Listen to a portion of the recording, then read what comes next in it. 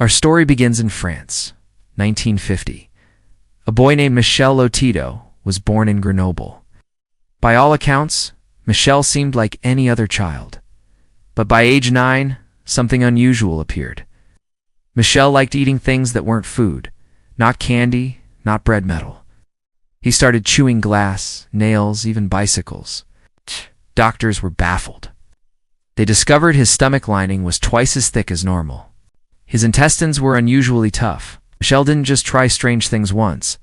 He kept going back for more. His favorite snack, broken glass. Neighbors gave him nicknames. Monsieur Mangetout, Mr. Etal, he lived up to the title. Michel didn't suffer pain from his strange meals. He rarely bled. He never broke teeth. In fact, he seemed stronger than ever. As a teenager, he realized he had a talent. A very weird talent.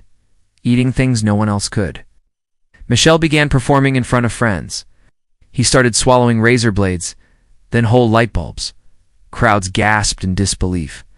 But Michel smiled and crunched away, began building a reputation. Soon, word spread beyond his hometown. France wanted to see the man who eats anything. By the 1970s, Michel was on stage. He made a living from his unusual diet. Each performance shocked audiences. He ate nails as though they were peanuts. He chewed bicycles like crackers. People wondered, how was this possible? Doctors studied him. They confirmed his body was unique. His digestive acids were stronger than normal. They could dissolve sharp objects. His gut walls protected him from tearing. Michel became a medical marvel. Journalists lined up for interviews. Scientists took notes as he ate glass. Guinness World Records soon came calling. Michel was officially recognized. The man with the strangest diet in history, his fame grew beyond France. TV shows invited him to perform. He traveled across Europe. Crowds gathered in disbelief. A man calmly eating televisions and chandeliers. No tricks, no illusions. He swallowed everything with water and oil. That was his secret. He would lubricate the sharp pieces first, and crunch them into small fragments. Finally, he gulped them down. Doctors kept an eye on him. They made sure he didn't hurt himself. But Michel rarely complained. He insisted he was fine. His only trouble? Eating bananas and eggs, as real food gave him indigestion. He felt sick if he ate normal meals, but when he ate a bicycle, no problem. His stomach craved the inedible. And the stranger it was, the more he enjoyed it. Friends joked he belonged in a scrapyard. Michel laughed with them. He didn't see himself as strange. He saw himself as unique. His life was a performance. And he was determined to push his limits. People asked, "What's the craziest thing you could eat?" Michel smiled and said, "An airplane." At first everyone thought he was joking. An entire airplane. Impossible. But Michel didn't joke. He meant every word. A small Cessna aircraft was chosen.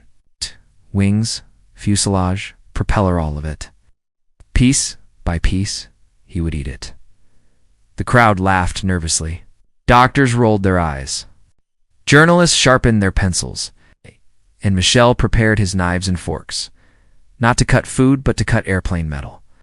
The performance began.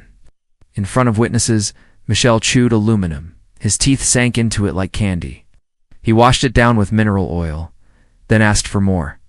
The first bite of the airplane was gone, and many more were to follow. The Cessna challenge had begun, and the world watched in awe. The year was 1978. Michel Lotito stood before the Cessna 150. His eyes sparkled with determination. Piece by piece, he would eat it all. The wings were dismantled first, aluminum panels stacked neatly beside him. He approached them like a buffet. He broke chunks into small fragments. Then he chewed them as if they were biscuits. The audience watched in disbelief. Every crunch echoed through the hall. He washed it down with mineral oil. The process was slow but steady. Each performance added to the pile of missing parts. First a bolt, then a screw, then a strip of metal. Michel treated it like routine. Fans collected pieces of the dismantled aircraft. Some doubted he could finish. Doctors whispered warnings. Journalists doubted his safety, yet Michel pressed on. His thick stomach lining never failed him. His digestive acids worked overtime. He never seemed in pain. No hospital visits, no blood, no injuries. His body adapted perfectly. Each day, the Cessna grew smaller. Each day, Michel's legend grew larger. People bought tickets just to witness it. Crowds cheered each swallow.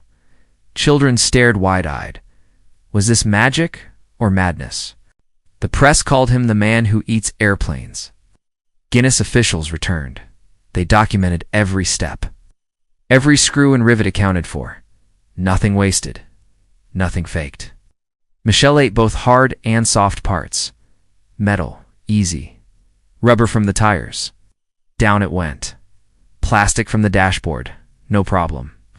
Even the propeller blades disappeared, one bite at a time. People wondered how he survived. Michel explained his method. Oil to soften sharp edges. Water to help swallow. And patience, lots of patience. He set a goal. 2 years. To finish an entire plane that meant around 1 kilogram of metal every day. His doctor monitored his progress. Each scan confirmed no damage inside. His intestines stayed intact. His stomach handled it all. Scientists were stunned. They had no explanation. No one else on Earth could do this. The crowds grew louder. Newspapers spread his story worldwide. France, Germany, Japan, America, fascinated. The man with the metal stomach became global news. TV crews filmed every crunch. Interviews filled with gasps and laughter. What's next after the plane? They asked. Michel smiled. We'll see. He was careful never to rush. Some days he ate small bolts. Other days, larger plates. He never skipped his ritual. Bite, chew, swallow, drink. His determination never faltered. Slowly, the wings disappeared. Then the cockpit frame and the fuselage. 2 years later, only crumbs remained. The Cessna 150 had vanished, not into thin air, but into Michel's stomach. The audience erupted. Doctors shook their heads. Guinness confirmed the feat. Michel Lotito had eaten an airplane. Impossible had become fact. No one could believe it. Yet the evidence was gone. The plane was gone. All that remained was his smile. Wow. And the legend of the man who consumed the indigestible. Scientists labeled him a biological anomaly. Fans called him the human garbage can. Michel didn't mind the nickname. He embraced his strange gift. The Cessna challenge was over, but his appetite for the impossible was not. Michel was ready for the next strange meal. After the airplane, Michel Lotito's fame soared. He toured across Europe. Audiences flocked to see him, not as a singer, no, not as a magician, but as the man who ate the impossible. His stage name became Monsieur Mangetout. In English, Mr. Etal. The name fit perfectly. His act blended shock with humor. He smiled between bites. He cracked jokes while chewing bolts. People laughed and gasped in equal measure. He knew how to entertain.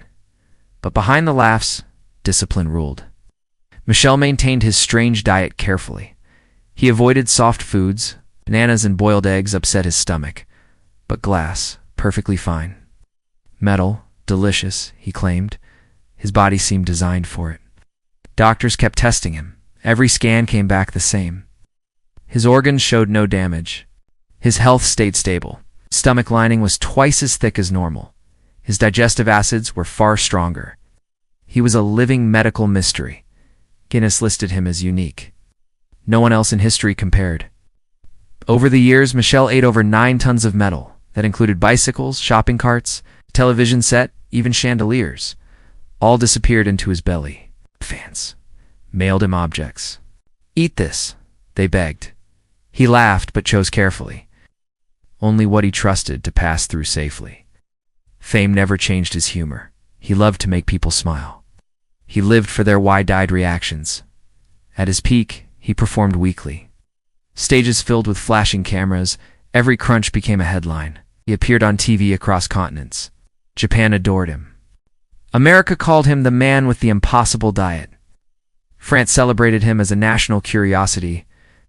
Children whispered stories about him. Adults debated if it was real. But the airplane remained his crowning achievement. No one ever forgot it. No one ever matched it. Even late in life, he was cheerful. He joked about eating retirement homes. His friends laughed. Michel never stopped being lighthearted. Fame didn't weigh him down. He carried it like a feather. He knew he was odd. But he turned that oddness into art. That was his secret. He wasn't a freak. He was a performer, a showman, a legend. Guinness honored him until the end. Fans remembered him for his warmth, not just his strange meals. He ate to entertain, not to shock. His diet became a spectacle, but his kindness became his legacy. In 2007, Michel Lotito passed away. He was only 57. His stomach didn't fail him. It was natural causes. The irony wasn't lost on fans. The man who ate airplanes wasn't killed by metal. He lived with it and through it. His story lives on today. Documentaries retell his feats. Guinness still lists him as unique. No challenger has emerged. No one dares to try. Scientists still scratch their heads. How did his body endure so much? No answer exists. Perhaps he was born extraordinary. Perhaps he trained himself beyond limits. Whatever the truth, it belongs to history. He ate the indigestible. He smiled while doing it, and he made millions laugh. Michel Lotito proved human potential is stranger than fiction. He left the world with awe and an empty airplane. His legacy still crunches in our memory. That's it for today's Forgotten Tale. If this story made you raise an eyebrow don't forget to like, subscribe, and ring that dusty little bell so you never miss another echo from the past. Drop it in the comments. We're always listening for new echoes. Got a weird bit of history you think we should cover? Until next time, keep your curiosity loud and your history weird.